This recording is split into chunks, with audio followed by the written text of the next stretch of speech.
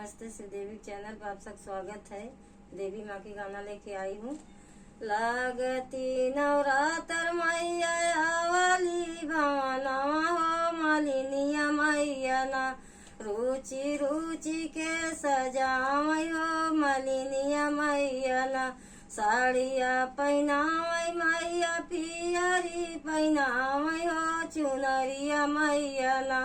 मई के सर पे ओढ़ावई हो चुनरिया मैया ना मई के सर पे ओढ़ावई हो चुनरिया मैया ना लागत नवरात्र मैया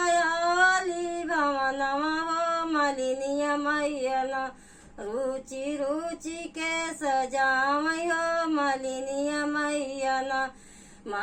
नाथिया पहनावई मैया टीकावा लगावई हो सेनुरवा मैया ना माई के मांगिया सजावई हो सेनुरवा मैया ना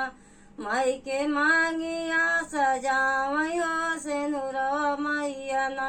लागत नवरात्र मैया वाली भवनवा हो मालिनिया मैया ना रुचि रुचि के सजावई हो मालिनिया मैया ना चूड़िया पहनावई मैया कंगना पहनावई हो मेहदिया हाथवा ना हाथवा बीच में लगावई हो मेहदिया हाथवा ना हाथवा बीच में सजावई हो मेहदिया हाथवा ना लागत भवनवा मैया वाली भवनवा हो मालिनिया मैया ना रुचि रुचि के सजावई हो मालिनिया मैया ना लागत नवरात्र मैया वाली भवनवा हो मालिनिया मैया ना रुचि रुचि के सजावई हो मालिनिया मैया ना